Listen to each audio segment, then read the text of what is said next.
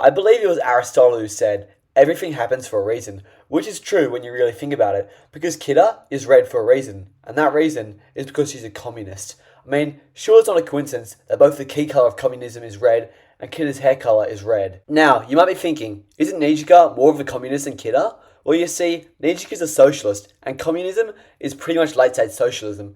And while Nijika founded the Kesko band, the second coming of Kidda transformed this band into a communist machine.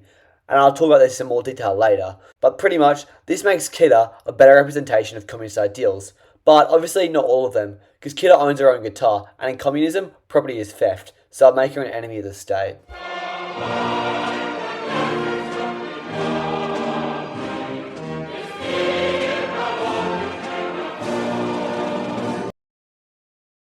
You often hear Redditors say communism is good in theory, but that doesn't really mean anything, because it's been pretty shit in reality. But luckily, Kidda doesn't embody the arse cheeks of communism. In fact, it's deep woven into a characterization that she actively combats these unsavory acts done in the name of Cold War communism from countries like China. As you see, Ikuyo Kidda's name is a homage to Kensuke Kidda, who's the lead guitarist of the Japanese rock band Kung Fu Generation.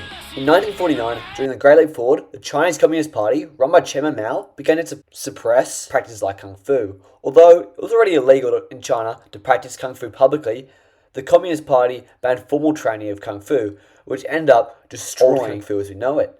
The band name, Kung Fu Generation, shows support to the international rise of Kung Fu, despite communist censorship, and having Kidda's name being a homage to this band shows to us that it's entirely within a characterization for her to represent positive communist ideals, and that despite the fact that she doesn't support some communist regimes, she still can represent communist ideals. Which is really awesome. But you know what else is really awesome?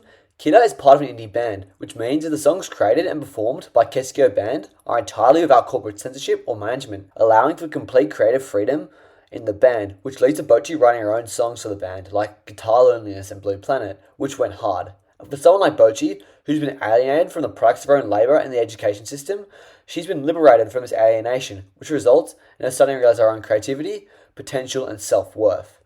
This fits into Karl Marx's theories in the Communist Manifesto about self-worth, and the dehumanisation of workers brought upon by the watchful eye of capitalism, which doesn't allow for workers' creative freedom and potential to be realised.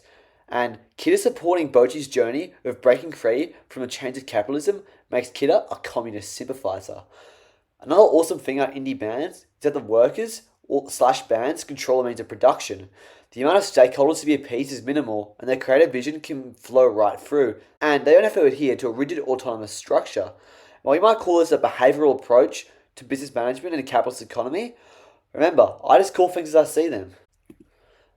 And another thing I'm calling as I see is that Kidda represents communist ideals by refusing to be held down by the chains of an invisible social hierarchy, which is ever so resemblant in capitalism creeping beyond the means of an economic system.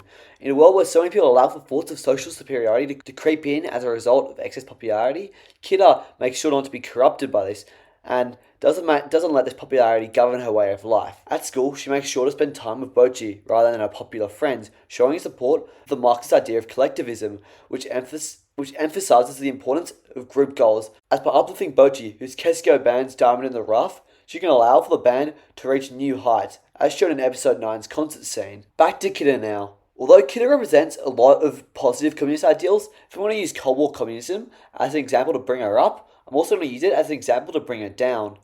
And although strong people don't put others down, they lift them up, I can't be fully biased. In my eyes, the entirety of the Cold War was just Nikita Khrushchev's Soviet Union and the West flirting with each other.